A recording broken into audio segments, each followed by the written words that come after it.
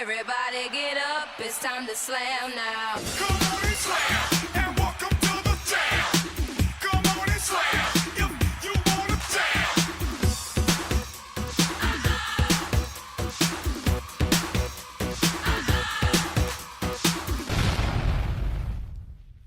Being whom I am is 24/7, no breaks, no days off. What I was born to be, born to do in this world has always been apparent. No apologies, no questions. And on the days and nights where I toss or cry because I'm hurt or I'm passed over, tired, or I really just cannot take it still, again, one more damned time, you are there. Pushing, scolding, lecturing, singing, comforting, singing, pulling me, singing.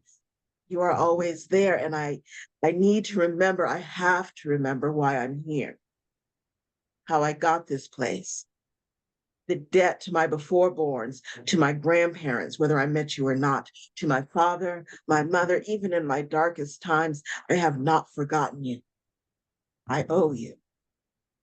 And I'm good for it, I promise. Times are turning very dark around here right now. I could let my heart break, but I can't find time to clean up the mess. There is too much for me to do. I suppose I could step back, but I don't know how. I suppose I could run away. I don't know how. I wish I could fold my wings and live quiet and keep still and just let my words dance for me alone, make pretty wall pictures in my mind. But you hobbled my soul with grace and responsibility. You chained my heart to passion and possible. You made sure that I would never escape the confines of honor. I don't know how. Because I have not forgotten you. I owe you. And I'm good for it, I promise. Sometimes that promise is all that will let me breathe. Most days, that promise is my personal lifesaver. Keeps me from drowning in seas of trouble or treason or my own exhausted tears. Hell, with what the world is bringing my way, I will need that promise to act as heartbeat till my heart stops liable to break. You always said I was hard-headed, but you also said I would never forget a word you said. And I haven't. I don't. I wouldn't dare. Because every tear, every joy, every pain, every exaltation is for you. And the ones before me and the ones coming up. I might not sing loud, but I'm keeping on singing. Might not breathe easy, but I'm in and exhaling clear. The walk forward mightn't be steady, but I move. I'm always going to move forward. It is flow written on my heart, tempered in my bones. I was born swaddled in affirmation, baptized in belief, and anybody who knows me knows this girl keeps her promises. Doesn't matter what it costs. So y'all can lay your heads down, rest light. Your girl has not got lost. My head is kept up, my back is kept straight. You can fall asleep knowing I have not forgotten you. I owe you. And I'm good for it. I promise. So, airport coming out of Tennessee. Sharp banging noises. Somebody yelled, gunfire, and the place shut down. Flights canceled, runway closed, TSA lines stretched all the way to the back of the building, and the only people on the floor, Black and brown women, soothing, explaining, the only people on the floor, Black and brown women, taking care, solving problems, Black and brown women, making sure that everyone is taken care of and okay. My show got Zoom bombed last August, filthy racist screaming, filthy pornographic images. So I killed the cameras, apologized to the guest, put up a closed session and did the show. Another day soothing and explaining, another day taking care, solving problems, another day being a strong Black woman. I had nightmares all week. Sick stomach, headaches, and nobody knew. except for the one sister I had to call because I had work to do and couldn't fall apart. I had work to do and needed to protect my people. I had work to do. And strong Black women take care, soothe, protect, solve problems, right? Kamala Harris takes over the nomination. People start breathing again. Got hope again. Felt like maybe we weren't going to die through errant trumpidity. Gets called bitch. She smiles. Gets called half-breed. She walks light and hopeful, gets the entire weight of the free world dumped at her feet, and is required to smile and laugh and be strong and protect and care, solve problems, be a strong Black woman doing what strong Black women do and looking good while we do it. Another sister on the floor holding hearts together because that's the job, right? That's what we were born and bred to do, right? Stay calm, keep it together, teach, soothe, hold up, hold out, hold it until you can get somewhere private. And even then, don't take too long because somebody needs feeding or holding or help, knowing that to be true, knowing that there is nothing to be gained in me telling you that blinding, painful truth. Come a little closer. Let me ask you something. When do I get to lose my shit? Our mothers bade us stand straight so that we did not dirty our wings in the dust. Our father bade us stand up so that our crowns did not roll in the gutter. But the world bled us, beat us, stole our children, made us responsible for holding up the damn sky all the damn time, then said, oh, by the way, we need just a little more, sister. You got just a little bit more in you, don't you, sister? The least protected and most abused, the lowest paid whilst bulk of the workforce, the ones who create the movement then get buried in the dust of the rush to correctly frame the story. The world envies and imitates, craves our lips, our hips, the way we style our hair, our joy, our dancing, but when they are looking for ways to deny, to denigrate, to bring down, they come for us. How we fix our hair, Simone Biles. How we sing our laugh, Kamala Harris. How we fix our mouths to say whatever we need to say, me. And every other sister who keeps telling the truth. And then we are loud and extra and manly and wrong until the world comes running to us again to make it all right. Would like for just a day to be valued. I would like for just a day to have our contributions recognized as what we do for other people. I would like for just one goddamned day to not hear the word resilient used to describe me. That's not a description. It's a dismissal and a death warrant, all rolled into one. I would like for my sisters to stop believing and being told that our worth depends on what we do and who we are for our people. I want Black men to stop using us as an icon or an excuse. I want white women to stop using us as a crutch or repository or a vessel to constantly drink from but never replenish. I want white men to stop thinking of us as exotic trophies, a revenge on their ancestors, an aggravating source of the children that crowd your welfare rolls and raise your property taxes. That day is going to come. Not right. Not right now, not next year, not the next 20 years. Because there's too much at stake. And the world hasn't learned to hold itself together yet. We can't jump ship because believe me, we'll get everybody else on the lifeboats and get left to drown because that's the job. Right? Soothe, comfort, and protect everybody else first. And I want to stand on this mic and howl, cuss, scream, shake the whole earth with stories about where my heart and all the bodies are buried, but I can't. Because I have little sisters coming up under me whose way will be blocked, banned, buried if I tell all the truth at this moment in time. So, all right. Not tonight or tomorrow or I don't know when, but I need to ask. America, Africa, every island, every continent, anywhere, there is a sister holding it down, holding on, crying in the dark, or having to hold herself so tight that her heart doesn't have room to break. My frustration, my life needs a calm, a clear, not defined by what other people need from me, demand from me. Seriously, world, I am a Black woman trying to live through the burn of reality in this world, and I gotta know. I gotta know.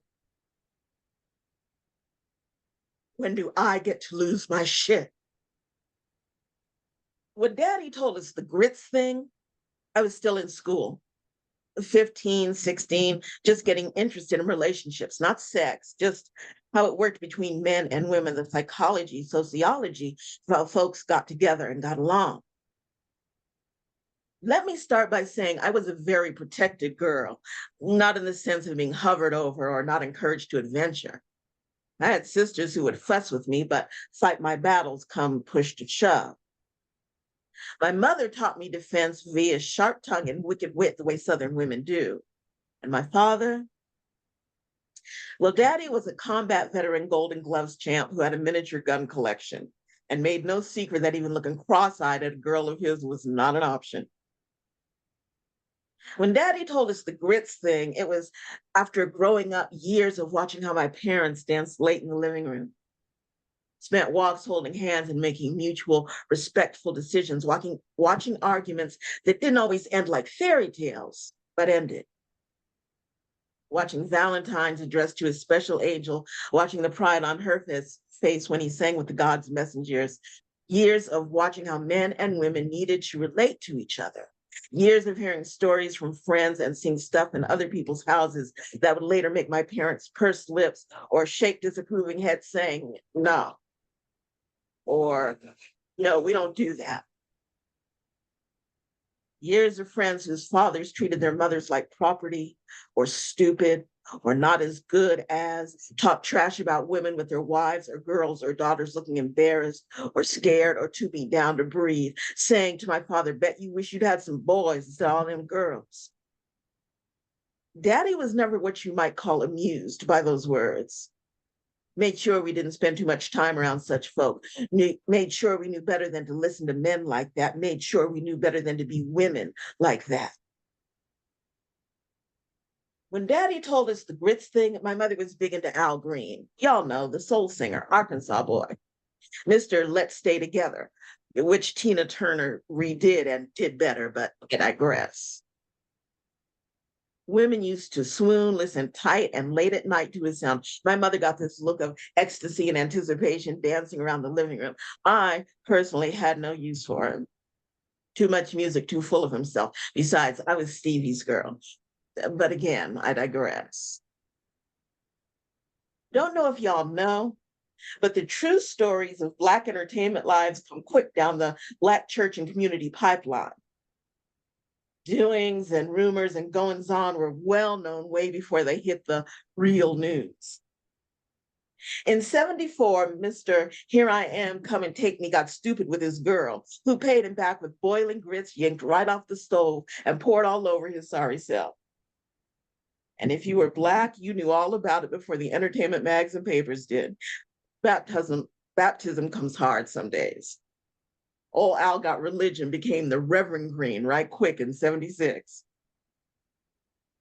A little while after, my sisters and me were doing afternoon chores or homework or something. Daddy called us into the formal dining room, had us sit and be quiet, asked had we heard about it. Well, yeah, we heard. Okay. You know you don't let some man put his hands on you, right? We'd been taught right. We nodded our heads and said, well, yeah, we know, Daddy, we know. My father cleared his throat. Now, when Daddy cleared his throat, it was about to get deep. Daddy grunted, cleared his throat, looked us straight in our eyes and said, any man ever puts his hands on you, any man ever puts his hands on you, you put some grits on the stove and call your daddy. Y'all got it? We got it. That was 40 some years ago. My daddy's been gone 15 and some. There have been a fair number of fellas, some just out for sex, some exploring relationships. I've watched and listened and learned. I'm better at understanding the psychology, the sociology of how folks get and stay together. I remember being taught right by years of fights that didn't always end in fairy tales, pride in each other and Valentine's. I am forever open to the psychology, the sociology of men and women and how we get together. I deeply believe in equal decisions, dancing late at night in the living room. That being said, every kitchen I've ever lived in features several large pots for boiling and at least one freshly purchased box of grits. Oh, Spin City, you blossoming nest of washing machines, riding the tide of gain, of Ariel, the tide of snacks, of Coca-Cola, Mountain Dew, M&Ms, Reese's Pieces. Step right up, get a card. Step 2, put clothes in wash. Step 3, press start. Watch the cowboy in a black hat with a butterfly on his back smile at dryer nymphs who wash hotel linen with such elegance. Like a wedding party in white sits at the beginning before the sinning. Step right up, get detergent. Step 2, pour tide of life. Step 3, add bleach and watch Clorox do a detox on the stains of strife. While the lanes of damp clothes tap dance across the road like a line of geese headed south. Oh, Spin City, you shining silver chest of revolving hope, resolving our soiled leavings with the tide of Maine, the tide of might, of human hands that fold, of metal wombs that hold, our throes, our gross, our night clothes, our day clothes, our disclose, our very shadows that do suppose to transpose by spin and turn and expose even our work clothes into sweetest, fragrant windrose. But don't try this with pantyhose. Oh, Spin City, my pretty kitty, churning and turning, wet and dry, the heavy fabric of the skies, the moaning, groaning rhythm of the sighs. Well, we watch the clock and then our socks splosh and closh and flosh and buy more time in form of metaphoric M&Ms and crystal cascades of cola, our spiritualized snacks, balanced like sweet, silly babies on our thighs. The womb is the place where the light enters you, says Rumi, and is a precursor for tomorrow's illustrious dawn. Each node is a building block that the alchemist constructs with lava as the cement holding it together. We eventually become radiant flames of majesty, a timeless music, with life as the conduit for its songs. Do not grieve, O angels of delight, neither should you be afraid. Joseph was thrown into a well of suffering, but rose again to glory in his Father's kingdom. It is the nature of life to present obstacles, yet it's in falling that we rise to a greater victory. Night is merely a dim-lit lantern, just as the abyss is but a candle for the effulgence of the moon to come. Many fears are born out of loneliness and insecurity, a desire to love and be loved, yet we are free, and adversity is a veil from the magnificent light of paradise. Have you ever seen a potter's unfinished work? Lost in the laws of struggle, it looks like messy chocolates, yet when it is complete, it's transformed into a most beautiful vase. The pain of the The pain of the hammer and anvil comes only to transform our weaknesses into an ascending lava. Summer can appear merciless in the blazing sun, yet the magenta leaves of autumn will still cascade in splendor. Struggle seems a benchmark for living. We rise and fall as Mother Gaia envelops us with challenges. Yet, like an excellent play in life, actors will take off the worn out garments, adorning themselves anew as the tale unfolds. The next time you sink into a valley of tears, the next time your eyes are covered with mist, see only the agony of despair, do not give up. Instead, reach out to the healing rays of the invisible, in whose compassionate heart lies a merciful handkerchief, longing to dry its sacred drop. Nothing comes from an empty void. Anxiety is the mundane me, striving to become its peerless self. Fear walks with me through the darkness, so I can experience shooting stars. How can I know injustice unless I have experienced the bright light of righteousness? The beloved fills my days with shadows, so I can kiss the dawn of promising tomorrows. When the world pushes me to my knees, it is then that my prayers becomes unyielding. Do not grieve, my sweet, sweet angels, for your wounds are only the place where the light enters you. Your scars are like passing clouds before the unfolding rays of the light of the unspoken. Ain't it funny how they try to claim Black fatigue when right fragility is right there?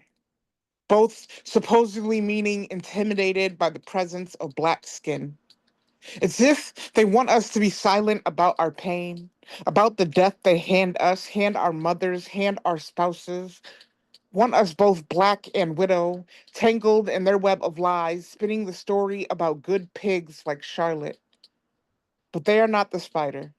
Nah. They are the broom attempting to sweep away our existence. I got a bacon wrapped sense of rage sizzling on the front burner and a burner sizzling on layaway, waiting to take a paycheck hostage. Don't sleep on me. You better be dressed for war if you ever come to me about fatigues. And still, they keep begging to be invited into the cookout like that ain't what bloodsuckers do. A bunch of sinners claiming Christianity while drenched in the blood of Black and brown babies. Like the Last Supper ain't rooted in cannibalism. Ain't teach them to eat of our body, drink of our blood. Maybe. If you traded your libel for liberation, your audacity for actual revolution, and your racism for reparations, your holy land wouldn't look like a mass grave where the body becomes its own tombstone, its own face. You are tired of Black people because you work so hard to make us disappear, chew us up, swallow us whole, and our bodies still find its way to the surface, tongue surfing the ebony to the ivory behind your smile. When your reflection in the mirror is both bloody and merry, it only makes sense that you end up haunted, punch drunk, and fucking fatigued. The beloved Toni Morrison once called up Nikki Giovanni, who hated having her sleep interrupted, and woke her out of a nice nap to ask, "Is it okay to be a full-time writer?"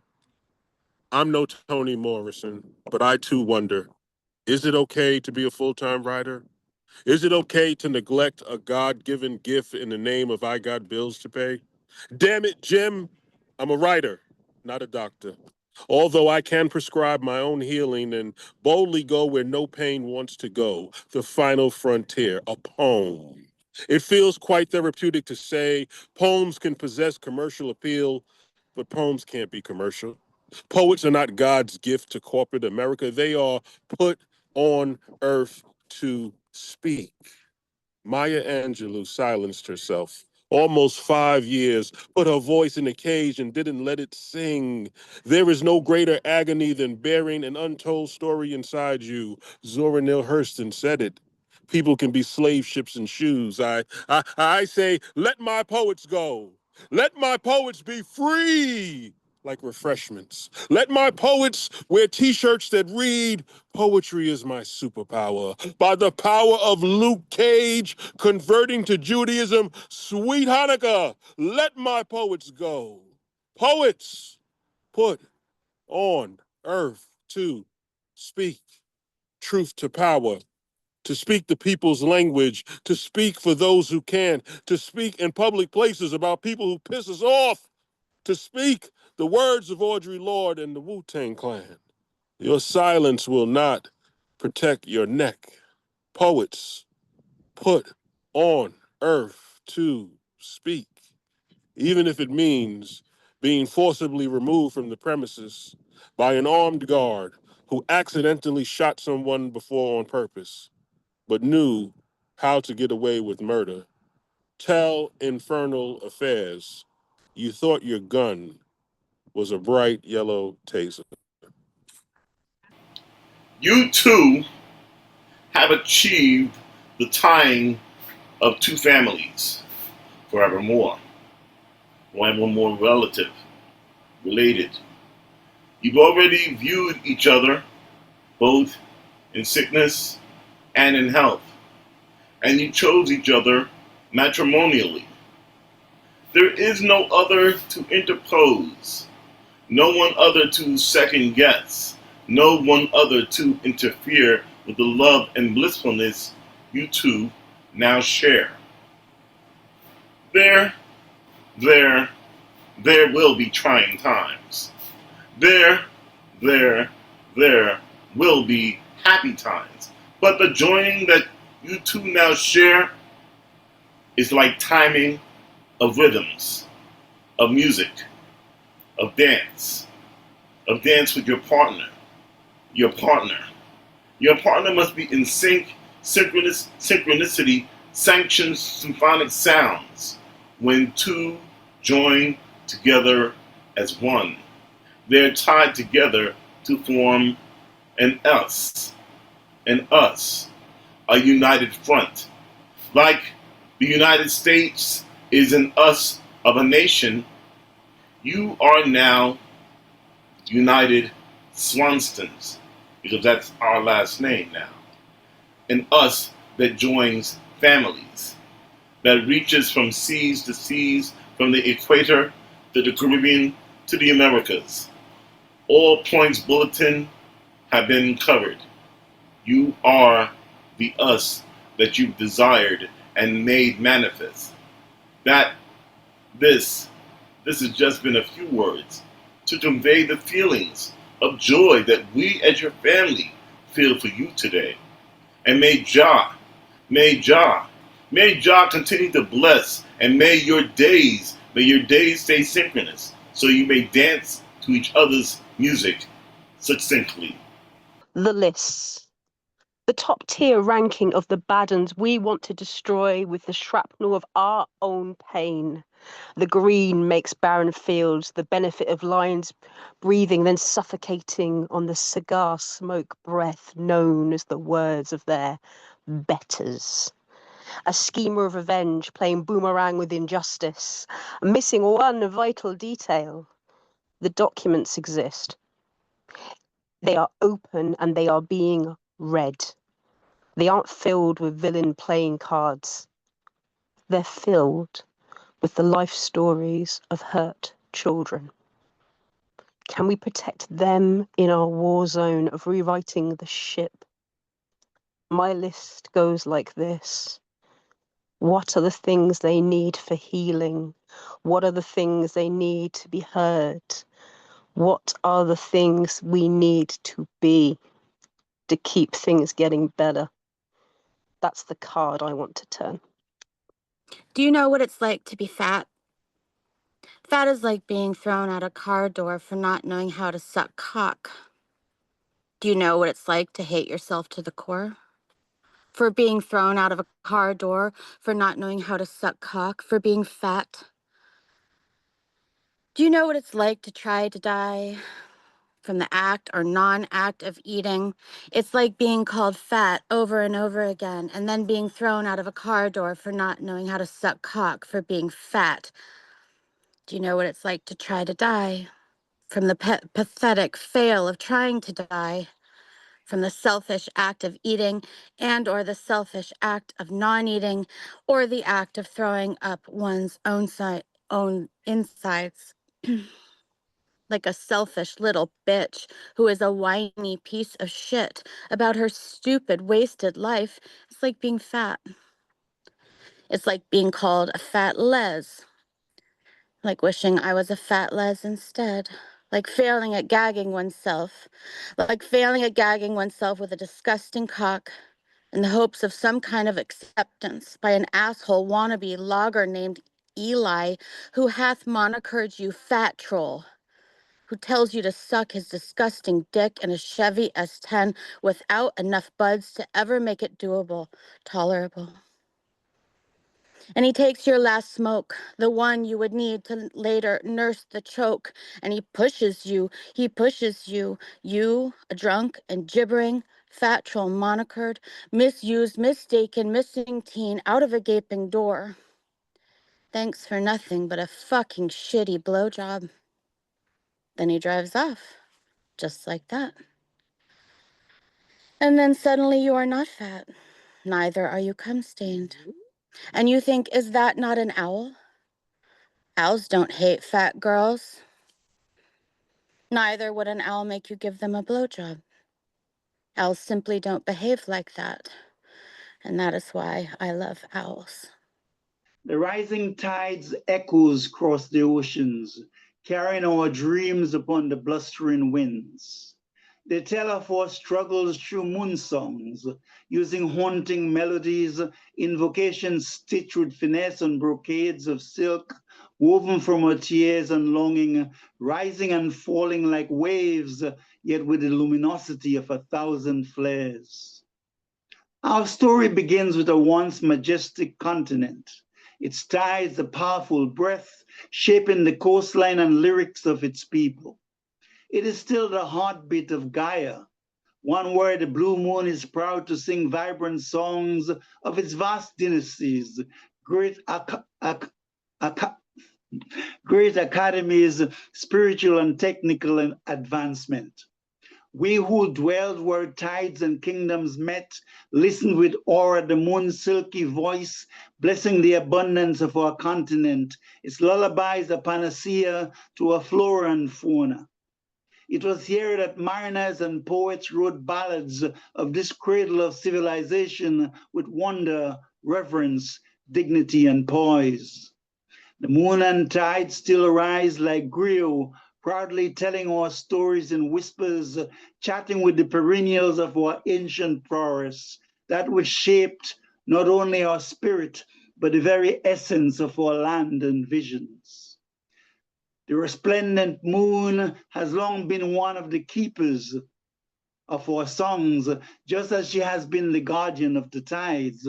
She preserves our sacred secrets, our gaze full of memories and sorrows. Our energy soothes and calms, invoking ballads like songbearers in the hearts of custodians and lovers alike.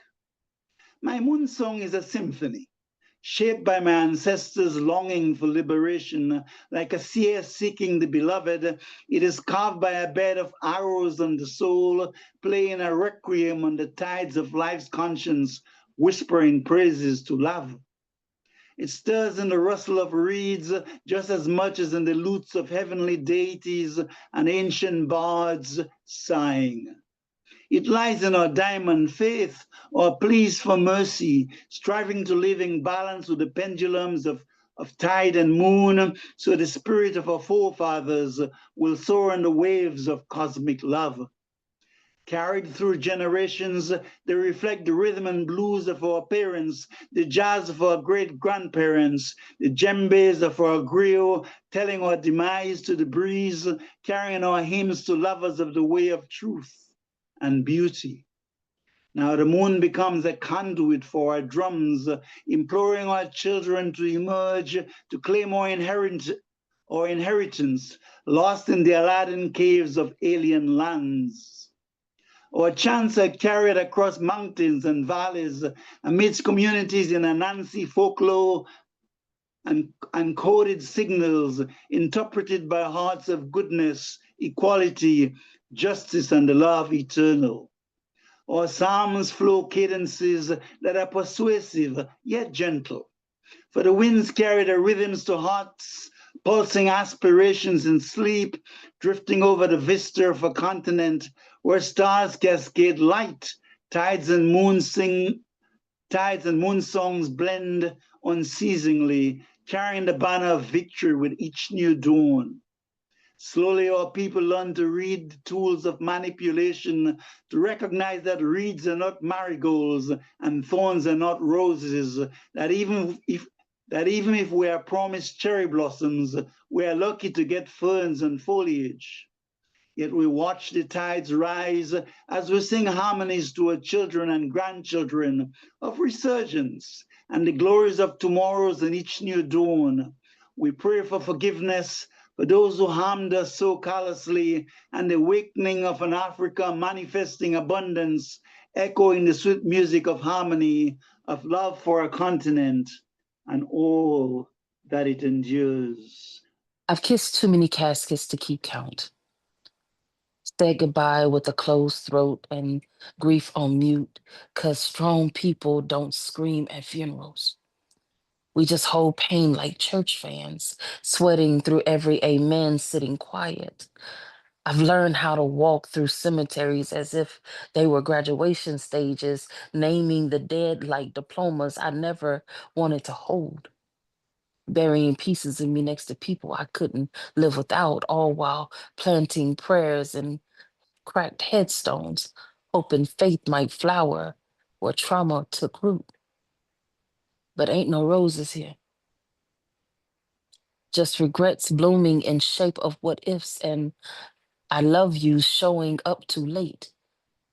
I don't know how to harvest hope from ground that swallowed my joy whole, or water memories when my tears taste like blame. So I don't want to be poetic today. I want to curse at the damn sky for every name it took too soon. I want to ask God why resurrection feels like a myth when the bodies are still cold and beds are still made. But somehow I have to find myself planting again. I have to dig through grief with dirt under my nails and try to grow something beautiful out of something broken. I have to try to turn tombstones into testimonies and breathe life into legacies that'll never get finished. I don't know how to heal this kind of hurt. I just know I have to keep going and showing up for my family, but how do I speak their names like seeds and believe they still bloom in the parts of me they made whole when the hole is now empty? I haven't moved on. I'm stuck trying to build new roots and add on to the old ones, stuck right where they left me and trying to turn graves into gardens. And maybe that's a miracle in itself. They say time heals, but time has never laid next to sorrow and begged it to sleep.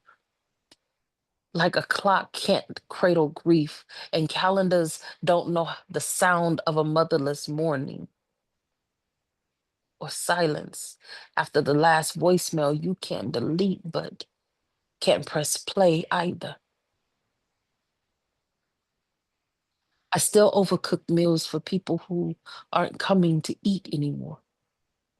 Still buy birthday cards for names carved in stone and still flinch at the scent of cologne, reminding me of a man who raised me strong, who promised to never leave me but did anyway.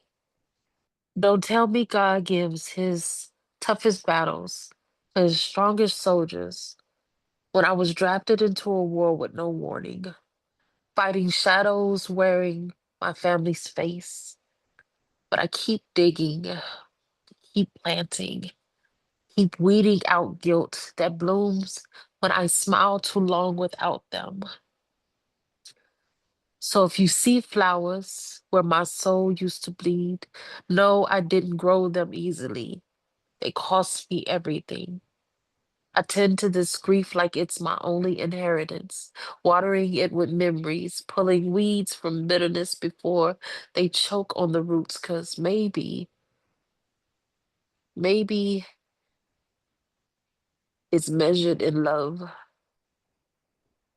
Maybe it's not measured by what stays, but by what you choose to grow after everything is gone. Knowing every bloom was bottled with a breakdown, whispered through clenched teeth, while offering up every petal as a prayer. The night before forever feels never ending. I told my therapist once, I get anxiety when I'm too happy because the hammer always drops. But I never imagined the hammer being a body, crashing on pavement. Rest in peace, skateboarding across my timeline, but I am the one skinned knee and broken. Happy looked like the night before, like the embrace of a grandchild. Women fall victim to the rage of men, released and uncontrolled. We say there's no future with him, not realizing he will take it away. Selfish, satanic, replaced with a body of evidence. Everyone says, just leave, as if evil men don't follow, hunt, stalk until they are satiated. In the jungle, you can always outrun the predators, but they tell you play dead because death seems to be the only way out. And men will always shout, not all men, but please, no more women, no more children hanging in the balance. I can't keep pricking the grief out of my teeth after being force fed death like an ill seasoned entree from men who never learned how to cook. I am water and you are fire sucking me up. Someday I will dry up or you will burn out. Either way, we win in the balance of nature. The only way to rise again is from the ashes, a dried sand, clean to begin anew, an unspoken vow to live as kings and queens. Was that your intention, descendant ones, to hell and afterlife as ornate as ancient Egypt? I sing to silence a thanksgiving prayer. Life goes on even after I leave and earth renews itself. I pay homage to all the trinkets you left in your tombs, dearly beloved ones. Which one was for me, I do not know. I am happy to walk this piece of earth again, knowing I do not need to take anything with me when I cross the rainbow bridge. Light of love will open its door, and that is enough to sustain me. I will come back and try again to learn to love and be of service. I walk these tombs today in remembrance. I hear a melodious cry of an ancient Egyptian phoenix serenading my inner solitude. I hear a dialect only my heart understands. It is singing the stories of many lifetimes of a glorious civilization inscribed in time. Confused, yet pulled by the energy of this space called Egypt, the power of its purpose continues unfolding as archaeologists still dig daily. One obsessed generation after another attempts to decipher the power of such a regal civilization. Every new dig tempts souls to return, to see, to hear the noise of ancient ones rise from the sand. To be a happy girl or boy, then let no one ever steal your joy. Happiness is and has always been up to you. Only you can see your happiness through to come true. We are beings of free will, the last and only freedom within distilled. Yet yet free will, I must warn, has a price, determining your future life. So start thinking for yourself. Do not be deceived by propaganda of wealth. Monetary pursuits not path to self-inner peace, and yet inner peace differs for all individually. We may be designed by what we are taught, but true peace of mind is deeper than thought. For inner peace, harmonize self with the Almighty. When God's aligned inside, peace you'll see. You see, devil deceives and distracts. God directs and guides. God is the ultimate truth, and the devil personifies lies. Don't believe the devil's lies of happiness, because the devil is a lying piece of shit. God reflections of love for you will bless. So embrace the Holy Father to find the true happiness. Call me that which was never whole. Merciful Father, pride is a lion, is a predator, is my carcass. Wide open for the hours for calling, monitor the tongues as they each take a turn in decoding this. What happened in my death hour? It was a regular Saturday for many, for me the smiling hour. For me, the last time I would take pills, make coffee, visit the toilet, the shower. It was the last day of this name vile crutch of self-demise, this thing which people do when they have nothing left to hope for, despite the white ribbons and beautiful half vases of rose water crashing in the obnoxious wind of November. The things people do to hold vigil for one another, so much energy, and I make it pointless. Please don't be angry at me for being so selfish. Everyone hates a kamikaze nosediver. I didn't mean to hurt you. I never wanted this name. This hush. Please don't be angry at me for being selfish. Everyone hates a kamikaze nosediver. I didn't mean to hurt you. I never wanted this name. This hush, mama's still talking name. This quiet child, the preacher ain't done with you yet name. This snake charmer, coil up in the basket, hide and play the blame game. This, I'll touch yours if you touch mine, kind of poisoning shame. This girl at the party with a hand over her mouth and a hand down her pants, trying to scream name. The girl at the party passed out as her life ends up in the fucking toilet name. Call me that which was never whole, or don't call me anything at all. Even if I am spilled rose water on the lanai and you find yourself lying cheek to ground in my sweet stench of flower, sobbing, swearing my name through your pinched lips over and over. Hear my name, the blind smear of suicide. They say that we are the author of our own stories. What if you don't believe that to be true? What if these series of grief, pain, and suffering all led me here in front of you to tell you the truth of my heart in which I never intended it to be? Insecure and afraid in fear of losing myself in another again? Truth be told, I feel like I feel like I feel like I'm talking in circles, telling half truths. It makes sense why I've always been beaten for lying, pacifying the truth I realized I've received from others, placing me in scenes as if I had been placed in a scene with Mr. Dennis Glover. The color purple symbolizes royalty. Well, I must be a very prestigious woman then, observing the colorful shades, some still dark, that have been placed all over me.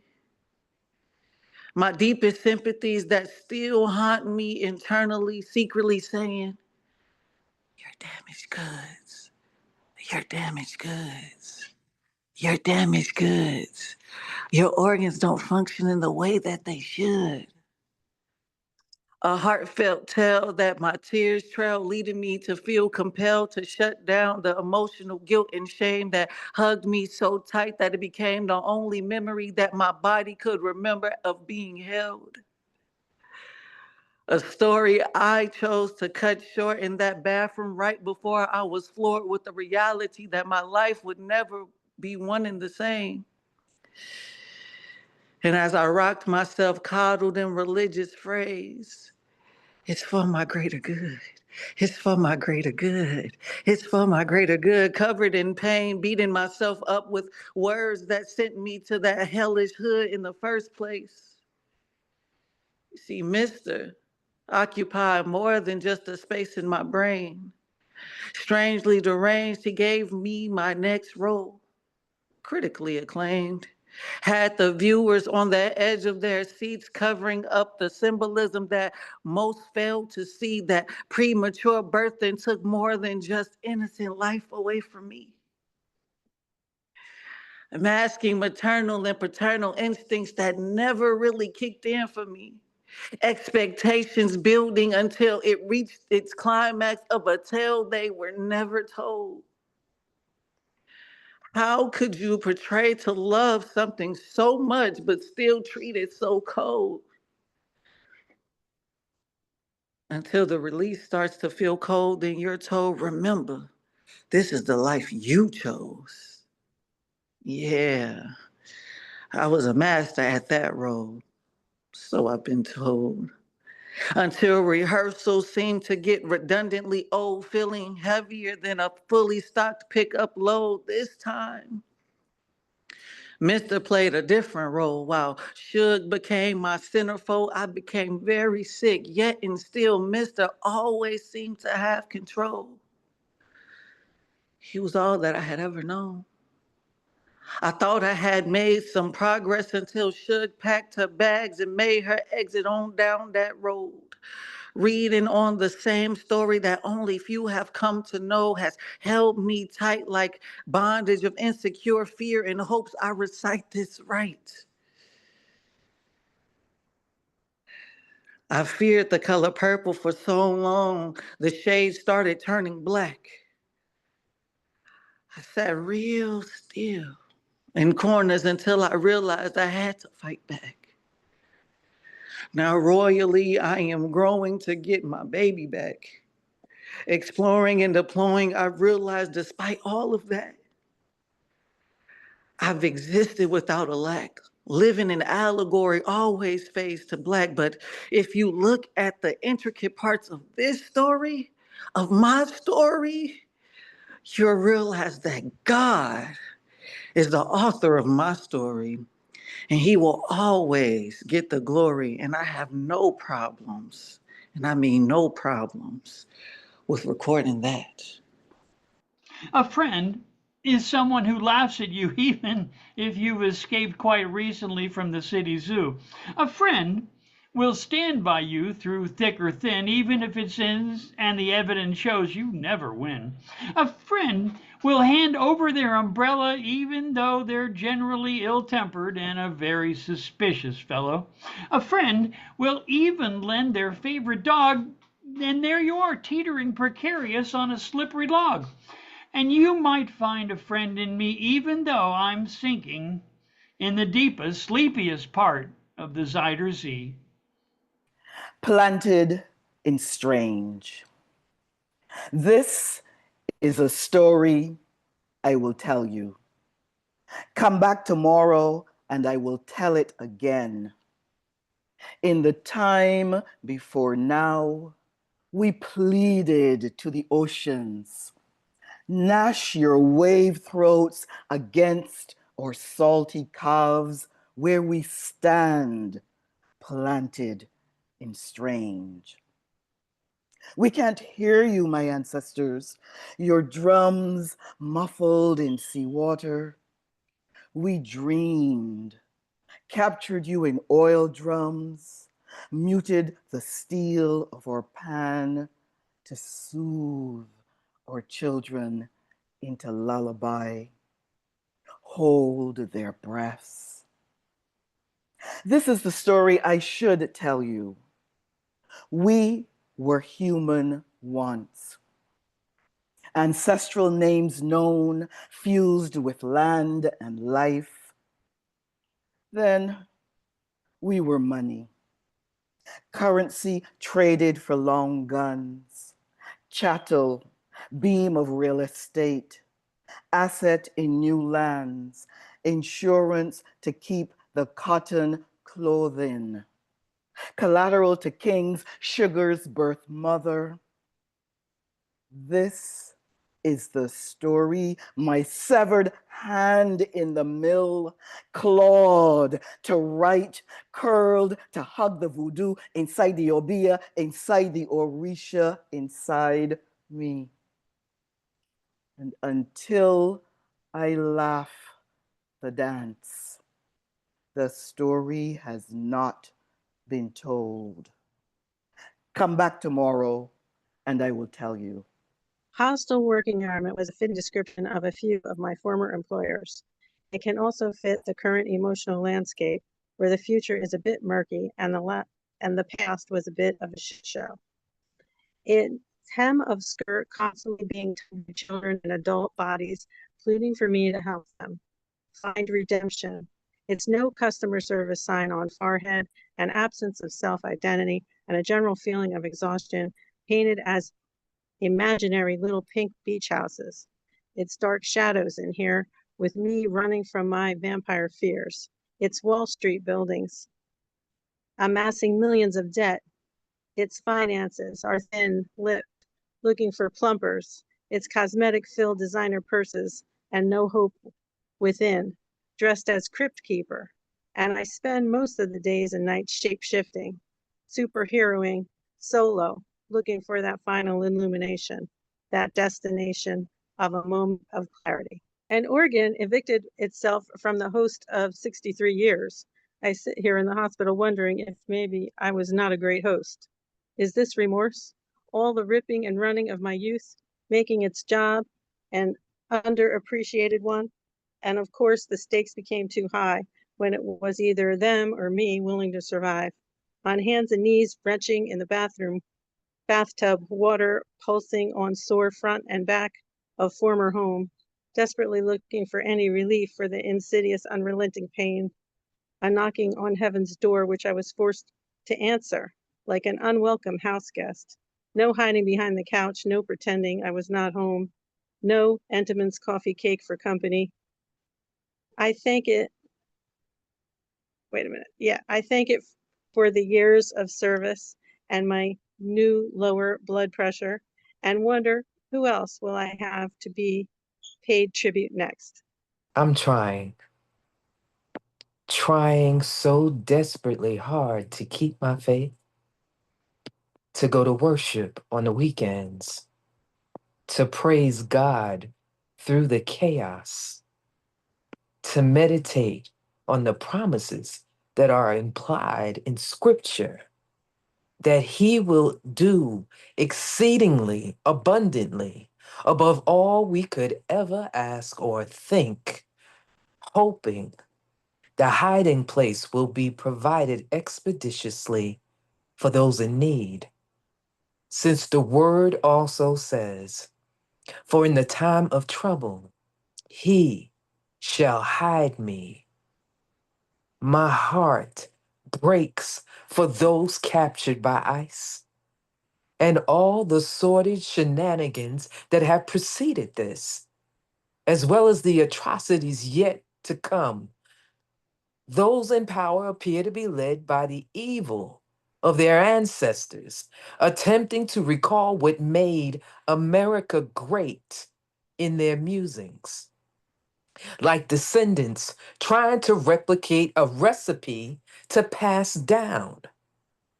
What a way to show their hospitality by offering an updated version of the Devil's Punch Bowl, always on the rocks. I guess serving Boston tea at their big, beautiful party would be an epic fail for this moment in time. They don't seem to have any reservations at the prospect of their captives potentially being attacked by neighboring wildlife, especially if the very prison they put them in has them in harm's way of hurricanes greater than Category 2. It disturbs me, the prospect of these predators thrown loose by way of disastrous weather into the vicinity of these precious human beings. Can't help but remember the watery graves of Lake Lanier and other fluid cemeteries. The very name of this prison is an insult to those of us that absolutely recalls a past in barbaric proportions, a past that they wish we slept on, considering they used to sacrifice our babies to reptiles. What is this obsession with alligators and water that they seem to have? I shake in trepidation over civil rights that are consistently violated, having to suppress the urge to do something overwhelmingly out of character because uttering prayers from my mouth, hiding in the shelter of my abode, doesn't give me the peace and security I weep for. Very aware that even homes are not safe. At any given time, day or night, invitations never warranted an RSVP. Party crashers can appear at any time. For one man to be above the very orders that he signs is utterly appalling. The hypocrisy that appears to run rampant is unbelievable, yet he did desire a low IQ following. I should not be surprised by this revelation, but it never ceases to amaze me. Prayer in all of its power should serve like medicine, since we are to pray without ceasing. It should act as a balm to heal our hearts, mind, and spirit, as well as our bodies. Although I am a person of faith, I won't lie and say with false confidence that I believe things will improve for the good. Could be because I was shown in that same word that things will only get worse. I will continue to pray, even though at times it seems in vain. I am wrestling against spirits and places beyond my reach, hoping that I don't succumb to hopelessness, praying that God will provide a way of escape. Oh, Mumsy, beacon of light, render my hunger out of sight. I think, haha, you gave me the wrong Wonka chocolate bar, but the definition of wrong can be subjective. I feel fine, just abysmal hunger swallow me whole, mother. Mum, my tum-tum requires a little yum-yum, so give me some of that fun for my tum-tum. I want to be gobbling on some cheddar goblin mac and cheese, please. Give me soup, give me fries, give me burgers from Five Guys. Ooh, yeah! Ravioli, ravioli, feed me all your cannolis. Me want honeycomb, me want cookie crisp, me wants chilies, baby back ribs. Mother, I wish for crab rangoon. Mother, the Rangoon mother. Do I need to embarrass you in public yet again, mother? Do I have to gaslight you into thinking you aren't a good mother so I can get my proper helping of Rangoon, mother? Why must we exercise such measures onto you, mother? Am I the I'm just only a young lad who is looking at pasta salad in the way Dan Schneider looks at his child stars, or the way thieves look at expensive cars. I'm hungry and I cannot control myself anymore, Mother. I will flip this peaceful afternoon into hell on earth if you don't get me food, specifically the Rangoon, Mother. If I have to repeat myself once more, Mother, so help me God in the name of Rangoon, there'll be nobody to blame but yourself when the inevitable occurs if we do not feed this belly, the Rangoon, Mother. Feed me the Rangoon. I pray for violence, Father. Come on now, Father. My want, my birth, Father. You're not my father, Father. It is not a burden, I hope. It is the hope, it is not a bother, or deemed as a pother that decide to follow no God, Father. God doesn't bless America, nor does God bless Palestine, nor Ukraine, nor anywhere, anyone, nor anything. Nothing is sacred. I'm learning now that nothing ever was.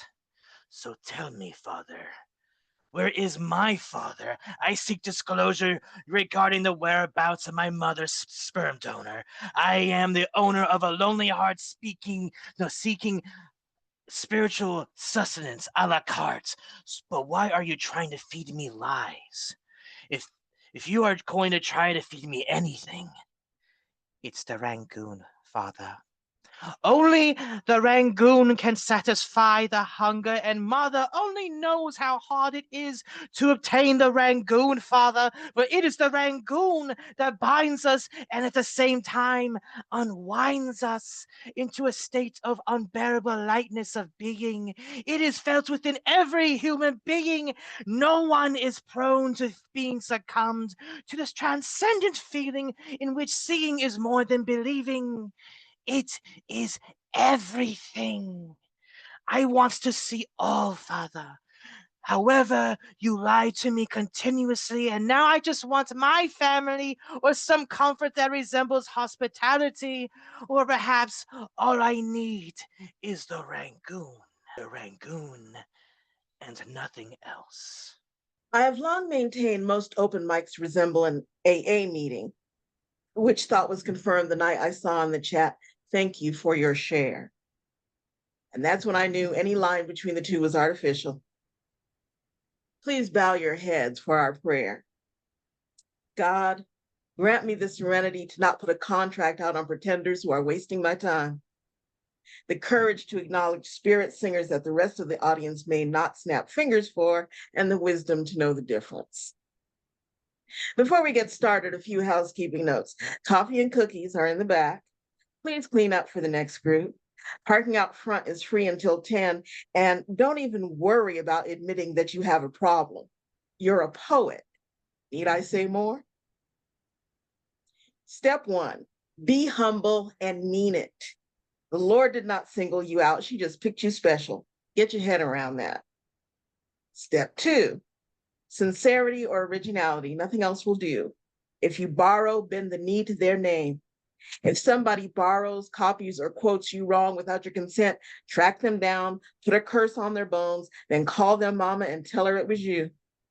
That's right. Scorch their earth and leave nothing behind. We'll wait. Step 3, stop kissing on that mic like it's an old flame you're trying to convince it really was good and they know they need to come back for more. You want to put your mouth on something so bad? Drink every syllable and its intent deep into your soul and lay your lips accordingly. Step back and respect the sensation. I promise, do it like you meant, and the intent will kiss you and the audience right back. Step 4, the pain is not going away. Deal with it. Remember the worst day of your life. Dip your pen deep and write till blood runs from the tip. Don't stop until the pain is manageable, because pain is not going away. Step 5, wrap your head around the most profound joy you've ever felt. Dip your pen deep and write till golden bright thought sparks, gratitude that breathes in flame and laughter, and a sensation that you are all that and the absolute shit runs from the tip of your pen. Don't stop, just smile, deal with it. The pain and the joy are not going away. Daily affirmation. Damn straight, this is a real job. That's right, I said it. So there. Step 6. This is most definitely not all about you. Really, it isn't. Stop thinking so. We'll wait. Step 7. Get down on your knees and beg your ancestors' pardon for not calling their names and saying thank you after flowing a piece that you know calls fire down from the sky. There are no amends you can make. Just don't be stupid and do it again, because neither your grandma or mine are having that. Daily affirmation. I will tell my truth today. I will open my soul to the truth today.